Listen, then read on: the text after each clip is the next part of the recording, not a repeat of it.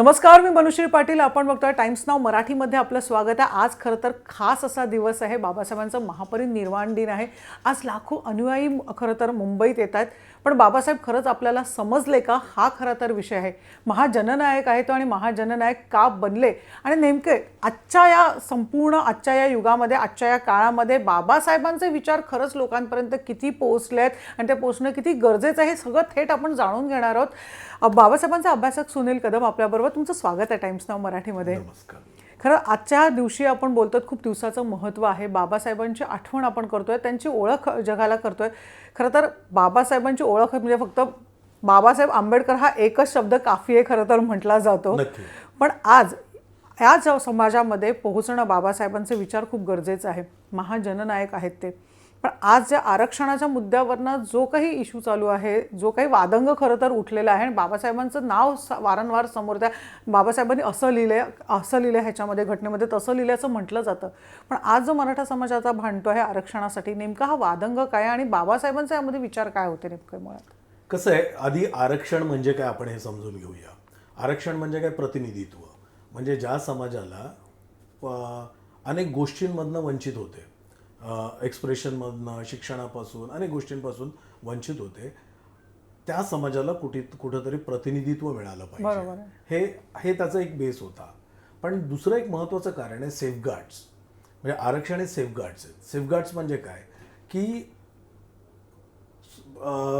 जातीवर, म्हणजे हा भारतीय समाज हा जाती बेस्ड आहे हे आपण मान्य केलं पाहिजे. 25,000 एक लहान लहान छोटे छोटे जाती आहेत. जरी आपण 4 वर्गामध्ये जरी डिव्हिजन केलं तर एकूण जाती, पोटजाती 25,000च्या पलीकडे आहेत. तर हा जातीनंच विचार करतो आणि तो त्याच्या जातीमध्ये त्याचं जे सेन्स ऑफ बिलॉंगिंग असतं ते त्या जातीसाठी असतं. समजा एखाद्या जातीचा विद्यार्थी तो कितीही चांगला असला आणि पॅनलवर, म्हणजे सिलेक्शन पॅनलवर जर त्याच्या जातीचे लोक नसतील तर त्याला घेतील का? ते नाही घेणार. म्हणजे हे आपल्याकडं इतकी मुरलेली आहे खरं तर जात समाजामध्ये, ते एवढं मुरलेलं आहे. मग त्याला सेफगार्ड्स हवेत.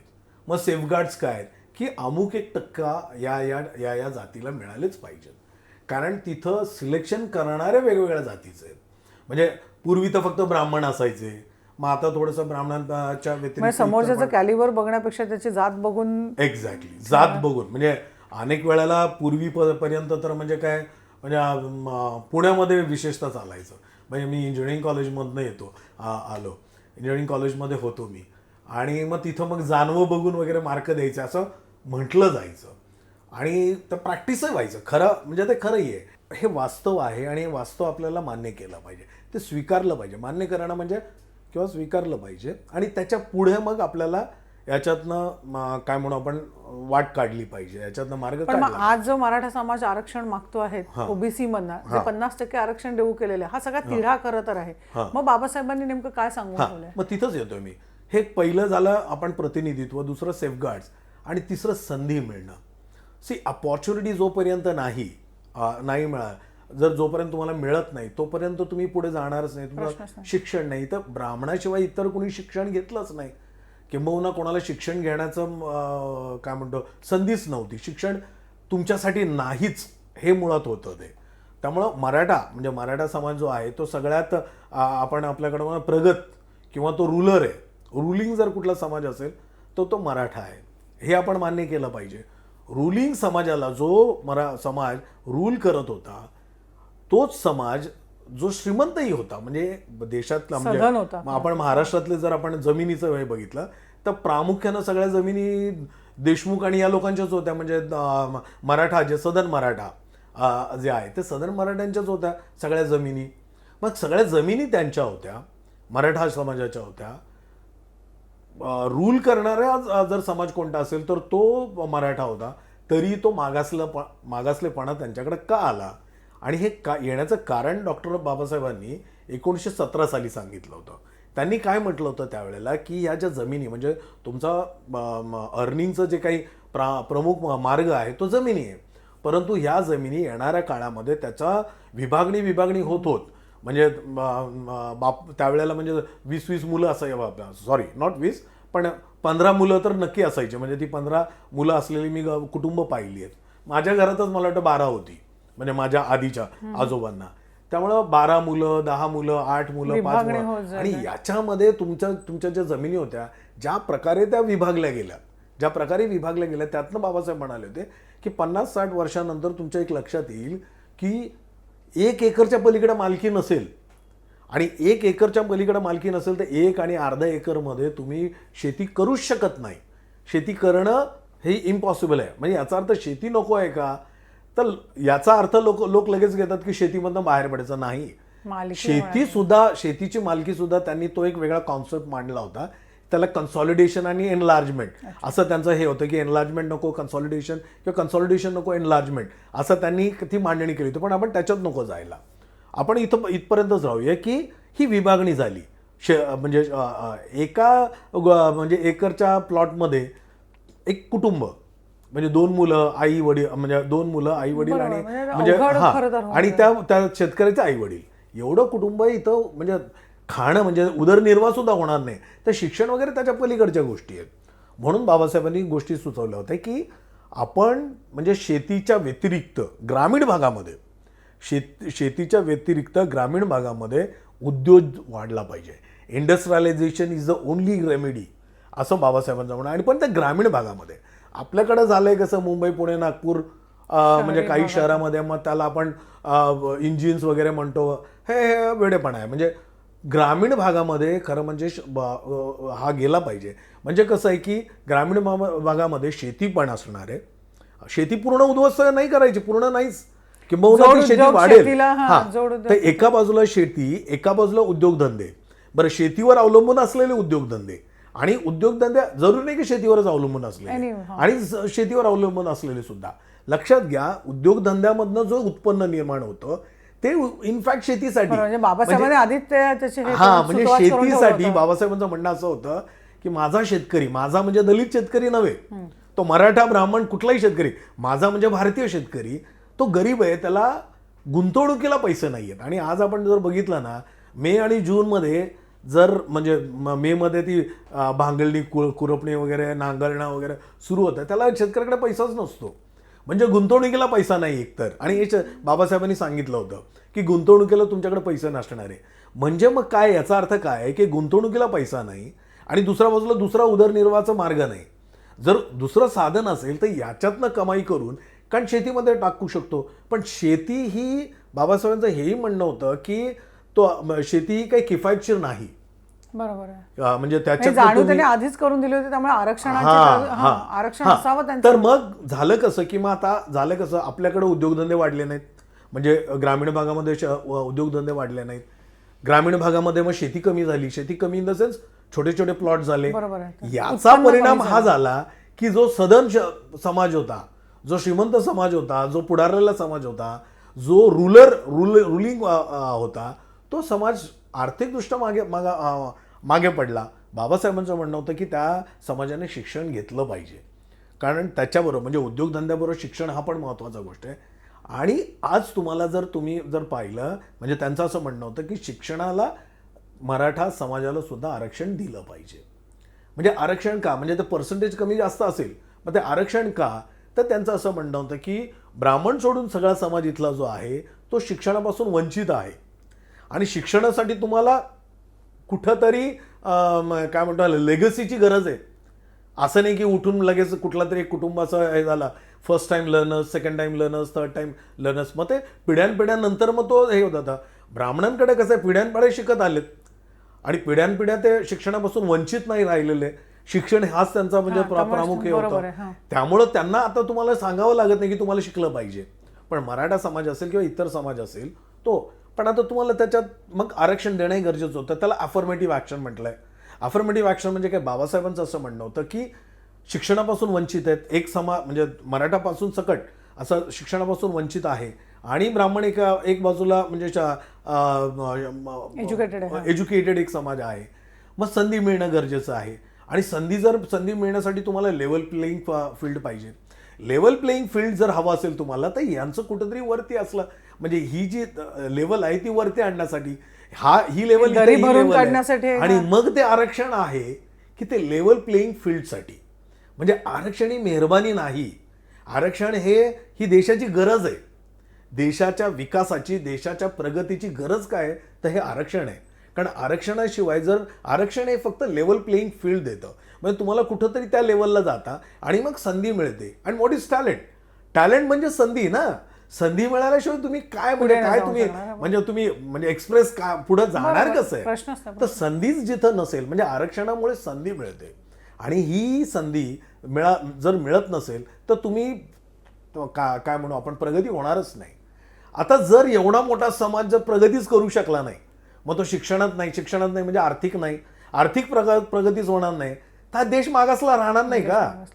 म्हणजे मग एकेकाळी काय होतं लक्षात घ्या, एकेकाळी या देशामध्ये म्हणजे GDP किती असायचा, 2% 2.5% असायचा आणि नंतर तो 3.5%. मग त्याला हिंदू ग्रोथ ऑफ हे म्हटलं, हिंदू ग्रोथ वगैरे म्हटलं जायचं. म्हणजे मग बघा 3.5% फक्त जे होते तेवढंच प्रगती होती, ते म्हणजे ते गमतीनं आपण म्हणू शकतो.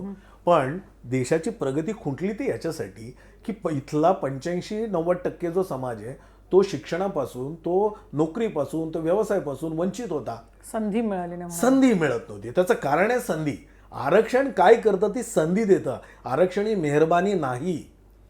आणि दुसरी गोष्ट त्या कॉम्पिटिशनमध्ये, आता त्या आरक्षणाची गरज कशी आहे याच्यातनं तुम्हाला एक उदाहरण देतो. गेली 50-60 वर्ष, खरं तर 50च वर्ष, कारण आधीची वर्ष काय त्याचा उपयोग झाला नाही, पण आरक्षणाची म्हणजे गेली 50 वर्ष जर आपण पाहिलं, SC ST OBCना SC ST ला आरक्षण मिळतं आणि मग 90 नंतर OBCला मिळायला लागलं. बरोबर आहे, एक 30-35 वर्ष OBCना मिळालं. म्हणजे गेली 51 वर्ष आपण म्हणू शकतो की SC ST OBCना आरक्षण मिळतं. पण किती आहे ते? 50% आहे.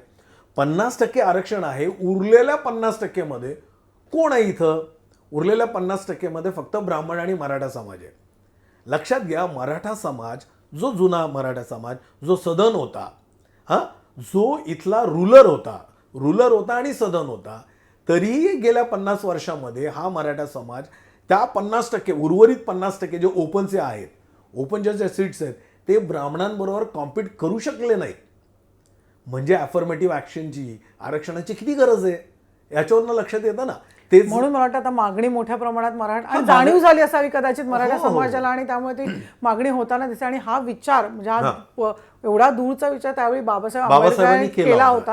आणि असाच आपण बघतो की प्रत्येक क्षेत्रामध्ये की छोट्या छोट्या गोष्टीमध्ये बाबासाहेबांनी जे मांडून ठेवलेलं आहे ते खरंच अद्भुत असं आहे. पण आजचा जो भारत आपण बघितला की आज आता इतकी प्रगती केलेली आहे, बऱ्यापैकी क्षेत्रात आपण पुढे जायचा प्रयत्न करतोय. बाबासाहेबांनी अशाच प्रकारे औद्योगिक क्रांतीचा जो तुम्ही सांगितलं की छोट्या छोट्या गावांमध्ये पोहोचलं, काय नेमका त्यांचा विचार होता आणि मात्र तो आत्ता कितपत झिरपला असं म्हणायला पाहिजे. एक वाक्यात सांगतो ना, industrialisation is the only remedy for development of India, असं बाबासाहेबांनी म्हटलं होतं. बट अलॉंग विथ ॲग्रिकल्चर, म्हणजे त्यांनी ॲग्रिकल्चर, काही लोक असं म्हणतात ना की ॲग्रिकल्चर सोडून औद्योगिकरण वगैरे नाही. ॲग्रिकल्चर तर आपला बेस आहेच. ॲग्रिकल्चरवर बेस असलेल्या इंडस्ट्रीज आणि इतर इंडस्ट्रीज पण आहेत. पण ह्या इंडस्ट्रीमध्ये ना हा ग्रामीण भागामध्ये गेला पाहिजेत असं बाबासाहेबांचं म्हणणं. म्हणजे आपण चीनबद्दल ऐकतो आणि ते चीनबद्दल गेली एक 10-15 वर्ष, 20-25 वर्ष ऐकतो आपण की चीनच्या ग्रामीण भागामध्ये औद्योगिक क्रांती झाली, उद्योग एवढे वाढले तेवढे वाढले. अरे पण हे बाबासाहेबांनी 1917 साली सांगितलं ना की या देशामध्ये जर तुम्हाला विकास करायचा असेल तर तो तुम्हाला ग्रामीण भागामध्ये केला पाहिजे आणि ग्रामीण भागामध्ये उद्योग गेला पाहिजे. त्याला कनेक्टिव्हिटी वगैरे बाकीच्या गोष्टी आल्याच, पण शिक्षण गेलं पाहिजे. जोपर्यंत ग्रामीण भागामध्ये शिक्षण जात नाही, जोपर्यंत आदिवासी भागामध्ये, आदिवासींसाठी पण बाबासाहेबांचं हेच म्हणणं होतं, हिली रिजन्स असतील, आदिवासी पाडा असतील, याच्यासाठी पण तेच म्हणणं होतं की तिथंही उद्योग गेला पाहिजे, शिक्षण गेलं पाहिजे, तरच या देशाची प्रगती होणार आहे. आता त्याच्यामध्ये बघा, एक लक्षात घ्या, म्हणजे मगाशी मी जर म्हटलं की शेतीमध्ये गुंतवणुकीला पैसे नाहीत. बरं, गुंतवणुकीला टाकायला दुसऱ्या पैशाचं म्हणजे साधन नाही, उत्पादनाचं साधन नाही. मग ही कोंडी आहे ना. मग ही जर कोंडी सोडवायची असेल तर तुम्हाला इतर ठिकाणांना पैसे मिळाले पाहिजेत. बरं, शेती हा काही किफायतशीर धंदा व्यवसाय नाही की त्याच्यामध्ये प्रॉफिटेबल व्हेंचर नाही येते. प्रॉफिटेबल व्हेंचर जर नसेल एखादं, तर मग त्याच्यामध्ये कसं काही केलं. म्हणजे मग बाबासाहेबांनी काय म्हटलं होतं की फूड प्रोसेसिंग, म्हणजे आजही आपण करत नाही, पण बाबासाहेबांनी 36 साली वगैरे म्हटलंय म्हणजे सांगितलं की फूड प्रोसेसिंगच्या गोष्टी, अनेक गोष्टी प्रोसेसिंगच्या गोष्टी केल्या पाहिजे, जेणेकरून शेतीमध्ये म्हणजे तुम्हाला जर शेती वाढवायची असेल म्हणजे इंडस्ट्रियलायझेशन इज द मग शेतीवर- only remedy for development of agriculture. Okay. वाक्य असं आहे ते, फॉर ॲग्रिकल्चर. म्हणजे शेती जर तुम्हाला वाढवायची असेल तर तुम्हाला म्हणजे उद्योग शेतीवर आधारित जे उद्योग प्रक्रिया असतात की उद्योग फक्त तेच नाही, तो उद्योगच वाढवले पाहिजेत. उद्योग जोपर्यंत वाढत नाही तोपर्यंत शेती चांगली होणार नाही. पण मग हा आत्ताचा समाज किंवा आत्ताचं सरकार म्हणा प्रशासन उदासीन आहे या बाबतीत असं वाटतं? प्रचंड उदासीन. ग्रामीण भागामध्ये काहीच नाही. ग्रामीण भागामध्ये मी तुम्हाला म्हणजे तुमचं तर कनेक्शन दोन्हीकडे आहे, म्हणजे पश्चिम महाराष्ट्राचं पण आहे आणि कोकणाचं पण आहे. आज मला सांगा ना, कोकणामध्ये तुम्ही जर गेला ना, गावामध्ये निम्मी घरं रिकामी आहेत. म्हणजे मोठमोठी घरं बांधली आहेत पण कुलूप आहेत. ती सगळी लोक मुंबईमध्ये. आता मुंबई आणि कोकणामध्ये फरक काय म्हणजे म्हणजे तुम्ही जर क्लायमेट बघितलं काय फरक आहे? काहीच नाही. किंवा इतर काही गोष्टी म्हणजे क्लायमेट पासून ते समुद्र किनारा आहे, सॉइल पासून सॉइल पासून म्हणजे सगळ्या म्हणजे भौगोलिक गोष्टी असतील, ऐतिहासिक असतील किंवा म्हणजे माणसाला लागणाऱ्या कोणत्याही गोष्टी असतील. मुंबईमध्ये आणि कोकणामध्ये फारसा फरक नाही ना. 720 किलोमीटर. मग आपण इथं फक्त कॅलिफोर्निया करण्याचा म्हणत होतो. अरे फक्त कॅलिफोर्निया का? हा कोकण 720 किलोमीटरचा जो पट्टा आहे हा औद्योगिकरण पण होऊ शकतं ना. बरं, औद्योगिकरण डझंट मीन म्हणजे तुम्ही धुराडी लावली पाहिजेत, मग ते पेट्रोलियमच आणलं पाहिजे किंवा तुम्ही म्हणजे इथलं निसर्ग नष्ट होईल असं नाही. लघु उद्योग म्हणजे आम्ही हा प्रयोग करतो आहोत हा आता कोकणामध्ये की घराघरामध्ये छोटे छोटे उद्योग आपण निर्माण करू शकतो आणि हे करता येतं कारण कोकणामध्ये जागा असते. जागा म्हणजे कोणती? घराला जागा असते. तर हे जे काही उद्योग आहेत ना हे कोकणामध्ये असतील, पश्चिम महाराष्ट्रात असतील, आपण उद्योग घेऊन गेले पाहिजे. त्याचं आणखी एक उदाहरण सांगतो तुम्हाला. अंडी महाराष्ट्रामध्ये म्हणजे मुंबईमध्ये जे अंडी लागतात ना ते आपण बेंगलोर आणि हैदराबादवरनं आणतो. महाराष्ट्र अंडी पुरवू शकत नाही का? म्हणजे आपल्याकडे एवढी कल्पकता नाही की आपण इथं कोंबड्या पाळू शकतो. मग त्या कोंबड्या म्हटलं की मग त्या हॅचरीज, मोठमोठ्या हॅचरीज वगैरे असल्या पाहिजेत. मग त्याच्यात गुंतवणूक असते नाही, गरज नाही. आपण घराघरात कोंबड्या करू शकतो. म्हणजे हा विचार खरं तर झाला पाहिजे आणि कदाचित मला वाटतं प्रशासनाने सुद्धा तो विचार म्हणजे झिरवला पाहिजे. बरोबर, म्हणजे लोकांमध्ये आत्मसात केलं पाहिजे. एक्झॅक्टली बाबासाहेबांनी हे सांगितलं होतं की इथं उद्योग हे ग्रामीण भागामध्ये उद्योग गेले पाहिजेत आणि मग शेती आणि उद्योग. तुम्हाला दुसरं सांगतो, देशामध्ये ना म्हणजे जगामध्ये गेल्या 50 वर्षामध्ये ना फार्मिंग आणि नॉन फार्म लिंकेजेस याच्यावर बराच अभ्यास केला जातो आणि त्याच्यात बरंच म्हणजे चीनमध्ये त्याचे अनेक प्रयोग झाले. आपल्याकडे काही नाही आणि आपल्याकडे हे मांडणी बाबासाहेबांनी केलेली. आता बाबासाहेबांचे जे हे विचार आहेत त्यांनी खरं तर इतकं मार्गदर्शन करून ठेवलेलं आहे, पण मग कुठे चुकतंय का? त्यांचे विचार आपल्यापर्यंत पोहोचायला कुठे कमी पडतंय मुळात? मुळात सगळ्यात महत्वाची गोष्ट म्हणजे आपण जाती बेस्ड आहोत, बरोबर आहे. आणि मग बाबासाहेब हे अंत्योदय आहेत, मग ते खालच्या जातीचे वगैरे असं म्हटलं जातं. मग त्याच्यातनं मग बाबासाहेबांना मुळात कॉन्स्टिट्यूंट असेंब्लीमध्येच यायला म्हणजे खूप त्रास झाला. म्हणजे प्रत्येक गोष्टीमध्ये बाबासाहेबांना हे मांडायलाच त्रास झाला मुळात. मग तो त्रास आणि मग नंतर त्यांची मांडणी झाली, त्यांनी काम केलं. 1942 ते 46 मध्ये ते मंत्री होते आणि त्या काळामध्ये त्यांनी अनेक धरणं बांधली. इथलं दामोदर व्हॅली, हिराकूड व्हॅली हे जे काही धरणं आहेत ती बाबासाहेबांच्या काळात बांधलेली आहेत. भाकरा नांगलची जागा सुद्धा बाबासाहेबांनी लोकेट केलेली आहे. आता हे सगळं करत असताना म्हणजे डॉक्टर आंबेडकर एका समाजातून येतात आणि जो इथं खालच्या समाजाचा मानला जातो, मग त्यांना जातीच्या पलीकडे बघितलंच गेलं नाही. म्हणजे तुम्हाला म्हणजे अनेक लोकांना असं बाबासाहेबांचा काय संबंध असं लोक म्हणतात. अरे बाबासाहेब सगळ्यात महत्वाचं म्हणजे he is basically an economist, म्हणजे ते अर्थतज्ञ आहेत. म्हणजे त्यांचं शिक्षण पूर्ण हे अर्थशास्त्रातलं शिक्षण आहे. एशियामधलं सगळ्यात म्हणजे एशियामधले पहिले व्यक्ती ते होते की त्यांनी लंडन स्कूल ऑफ इकॉनॉमिक्स मधनं DSc ही पदवी घेतली. हे इकडे दुर्लक्ष. मग ते काय जातीच्या पलीकडं, मग आरक्षणा पलीकडं त्यांचं हेच नाही. मग अर्थतज्ञ होते, ते बॅरिस्टर होते. आज 75 वर्ष झाली त्यांना, 100 वर्ष झाली बॅरिस्टर, 100 वर्ष झाली. आणि आज जो सुप्रीम कोर्ट म्हणजे आपल्याला एवढी वर्ष लागली सुप्रीम कोर्टात त्यांचा पुतळा बांधायला आणि तोही राजकारण्यांनी नाही केला. तो सर्वोच्च न्याय म्हणजे सुप्रीम कोर्टाच्या म्हणजे चंद्रचूडांनी ते केलेलं आहे. म्हणजे हे जे रेकग्निशन आहे ते केवळ कोणत्या तरी जातीतनं येतात. ते आपण इतके ऑब्सेस्ड आहोत ना जातीबद्दल की त्या चौकटीतच महात्मा त्यांना फुले तिथे असतील बघ- किंवा महात्मा फुले असेल किंवा डॉक्टर आंबेडकर यांना आपण नाकारतो. म्हणजे आपण म्हणजे हा देश नाकारतो कारण ते जातीत आलेले आहेत. मग त्यांचे इतर ज्या गोष्टी आहेत, म्हणजे तुम्हाला सांगू का, आपल्या ज्या प्लॅनिंग कमिशनचं जे प्लॅनिंग हे आहेत, पहिला फर्स्ट प्लॅनिंग सेकंड प्लॅनिंगचे जे आपले हे आहेत, पहिल्या 5 ज्या रिपोर्ट्स आहेत ना आपल्या, म्हणजे सॉरी मी आता म्हणजे या म्हणजे बाबासाहेबांबद्दल बोलताना असं बऱ्याच भावनिक होऊन वेळा जातं. आपण गोष्टी विसरतो. त्या सगळ्या गोष्टी बाबासाहेबांनी जे 42-46 मध्ये काम केलं ना, त्या कामगिरीवर आधारित आहे. म्हणजे त्यांचं म्हणणं होतं काय, भारतामध्ये काही ठिकाणी पाऊस पडतो, काही ठिकाणी पाऊस पडत नाही, काही ठिकाणी वाळवंट आहे, काही ठिकाणी वाळवंट नाही, पण सगळीकडे पाणी पोहोचलं पाहिजे. मग उत्तरेच्या नद्या दक्षिणेच्या नदीला म्हणजे दक्षिणेच्या नद्यांना तुम्ही जोडा, म्हणजे ते पाणी तिथं हे गेलं पाहिजे. अशा अनेक गोष्टी आहेत त्यांचा छोटा बाबासाहेबांच्या. छोटा विचार, म्हणजे जिथे बाबासाहेबांनी शेतकऱ्यांचा सुद्धा विचार केला तिथे महिलांसाठी सुद्धा त्यांनी खूप असं छान विचार महिलांचा म्हणजे तुम्ही विषय काढला तो खूप छान तो आहे. तुम्हाला सांगतो, आज आपण महिलांना आरक्षण म्हणतो ना, राजकीय, मी इतर गोष्टींबद्दल बोलतोच, पण राजकीय आरक्षणाबद्दल एक 20-25-30 वर्ष झाली, म्हणजे महिलांना 33% राजकारणामध्ये आरक्षण आणि आरक्षण अजूनही मिळालं वाद पाहिजे आहेत. वगैरे अशी चर्चा केली जाते. 1942 साली 10 जुलैला महिला काय म्हणतो आपण परिषद होती नागपूरला. त्या महिला परिषदेमध्ये 7 ठराव झाले होते. त्या 7 ठरावापैकी एक ठराव होता की महिलांना राजकारणामध्ये आरक्षण मिळालं पाहिजे. 1942 मध्ये 42. त्या काळी जेव्हा महिला बाहेरही पडायच्या नाही, बाहेरही घरात पडत पडायच्या नव्हत्या, घरातून. त्यावेळेला त्यांनी सांगितलं की महिलांना राजकारणामध्ये आरक्षण मिळालं पाहिजे. म्हणजे इथून आणि त्या 7 त्याच्यामध्ये म्हणजे घटस्फोटाचा अधिकार, नोकरीचा अधिकार, मॅटर्निटी लिव्हचा अधिकार, ह्या सगळ्याच्या काही नंतर हिंदू कोड बिल मध्ये ज्या गोष्टी आल्या, म्हणजे महिलांना जे काय या समान अधिकार पुरुषाच्या बरोबरीने आज जर महिला उभ्या काय तर त्या उभ्या का आहेत महिला सगळ्या पुरुषांच्या बरोबरीने, तर जस्ट बिकॉज बाबासाहेब आंबेडकर. केवळ बाबासाहेबांच्या हिंदू कोड बिल बद्दल. आणि ह्या हिंदू कोड बिलाला विरोध झाला या देशामध्ये. आणि तोही म्हणजे त्यावेळेचे जे कोणी त्या करते धरते होते त्या लोकांनी विरोध केला, कारण आंबेडकर काहीतरी महिलांना आरक्षण मागतायत, महिलांना अधिकार मागतायत, हक्क मागतायत. आणि हे आमच्या समाजामध्ये महिलांना मतदानाचा हक्क सुद्धा त्यांनीच दिला. म्हणजे हे अधिकार महिलांना कसं काय आपण देऊ शकतो.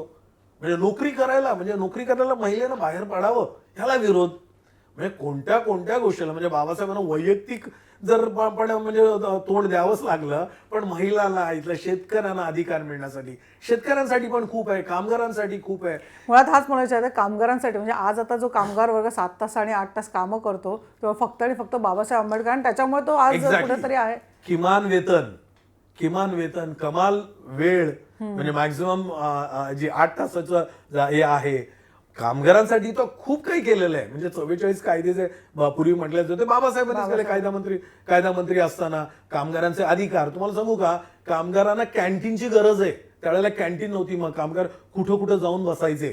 कॅन्टीनची गरज आहे हे बाबासाहेबांनी सांगितलं. कॅन्टीन बाबासाहेबांनी आणलं त्याच्यामध्ये.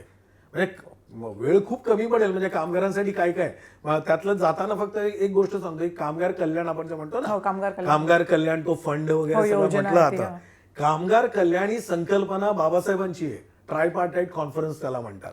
म्हणजे आज परळला कामगार कल्याणचं जो ऑफिस आहे, तर त्या कामगार कल्याणमध्ये कामगारांचं कॉन्ट्रीब्युशन, मालकाचं कॉन्ट्रीब्युशन आणि सरकारचं कॉन्ट्रीब्युशन, ह्या तिघांचं हे ट्रायपार्टाईट कॉन्ट्रीब्युशन मध्ये कामगार कल्याण फंड उभा राहू शकतो. आणि त्या फंडातनं कामगार कल्याणासाठी, त्यांच्या कामगारांच्या मुलांच्या शिक्षणासाठी, महिला त्याच्या बायकोच्या त्या कुटुंबाच्या शिक्षणासाठी, प्रगतीसाठी जे करता येईल ते ह्या फंडातनं करता येईल हे त्यांनी केलं. ही पहिली म्हणजे संकल्पना बाबासाहेबांनी मांडलेली आहे.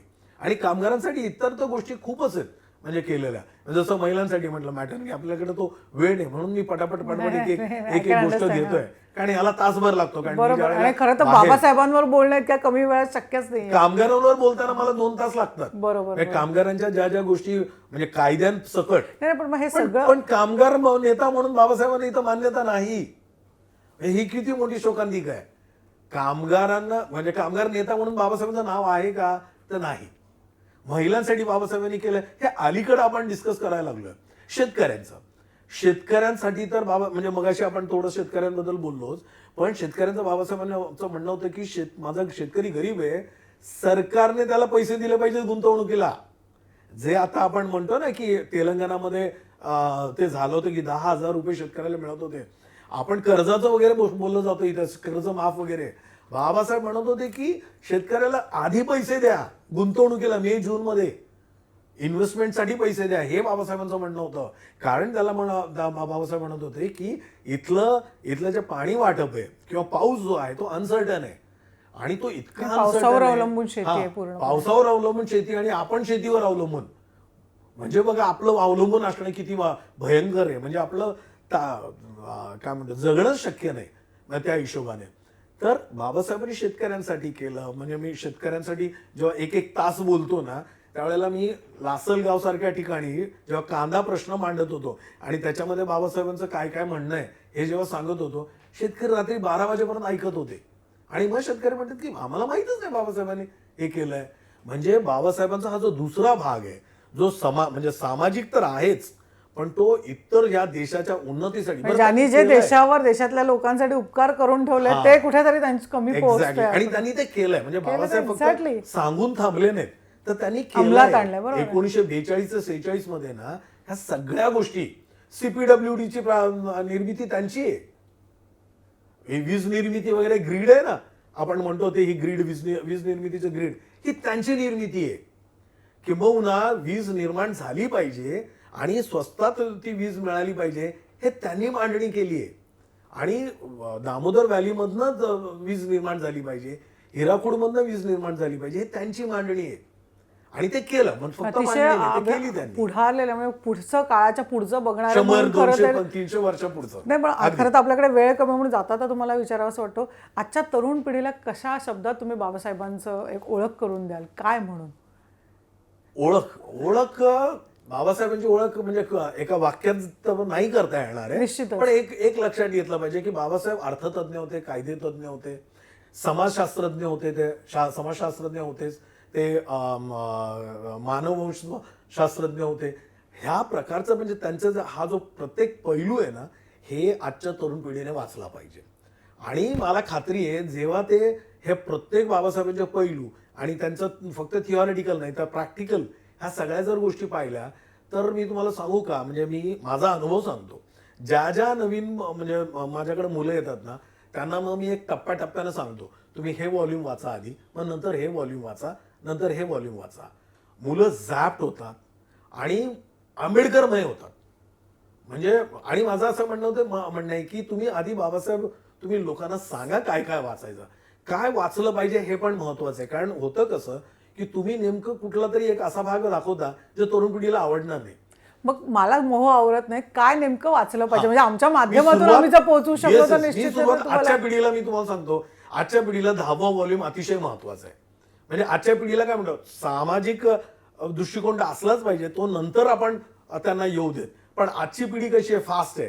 त्यांना म्हणजे प्रगती विकास कम्प्युटराइज आता बरं हे तर ही प्रगती विकास मेकनाइज आधुनिक या सगळ्या गोष्टी हा दृष्टिकोन बाबासाहेबांचा त्या 10व्या व्हॉल्यूम मधनं मिळतो. आणि मग नंतर इतर एक व्हॉल्यूम मध्ये आणि मग तो सामाजिक दृष्टिकोन आणि मग समाज आणि मग त्यांचा धर्म याच्यावरचं विवेचन वगैरे ते नंतर वाचलं तरी चालेल. पण आजच्या पिढीनं मात्र ना म्हणजे प्रगती म्हणजे कम्प्युटर्स, मी उदाहरण सांगतो, कम्प्युटर्स बाबासाहेबांच्या काळात होते का, आता नव्हते.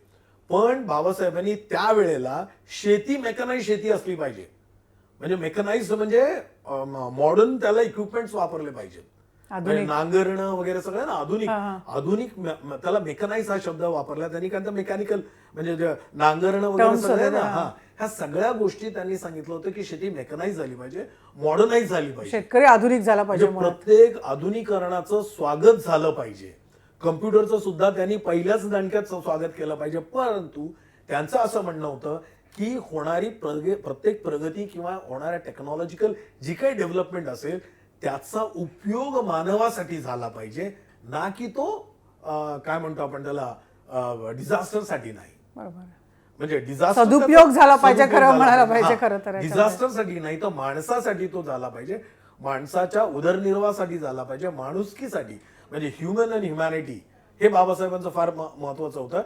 म्हणजे जे तुम्ही मॉडर्नाइज व्हाल, ज्या काही मॉडर्न इक्विपमेंट्स येतील, ज्या काही मॉडर्न काय म्हणू आपण त्याला, इथं आपण क्रांती होईल, त्या क्रांतीचा उपयोग मात्र माणसासाठी झाला पाहिजे, माणुसकीसाठी झाला पाहिजे, असं बाबासाहेबांचं निश्चित. खरं तर थोडक्यात आणि बाबासाहेब प्रत्येक डेव्हलपमेंटचं स्वागत केलं पाहिजे, निश्चित. हे बाबासाहेबांचं म्हणणं होतं. म्हणजे खरं तर बाबासाहेबांवर बोलावं तितकं कमी आहे, कारण त्याच्या प्रत्येक हो. पैलूवर बोलणं खूप खरं तर आपल्याला खरं तर अभिमान वाटला पाहिजे की आपल्याला बाबासाहेबांचा अगदी, विचार अगदी. पोहोचले, आपल्या भारतात बाबासाहेबांचा जन्म झाला खरं तर असं म्हटलं पाहिजे. आणि त्यामुळे आज जी काही क्रांती झाली आहे भारताची ती निश्चितच बाबासाहेब आंबेडकर प्रणेते आहेत, आणि हीच गोष्ट आणि तुमच्यापर्यंत एक मला वाक्य मी ऍड करू का? निश्चित निश्चित. थोडक्यात, नाही, आवडेल.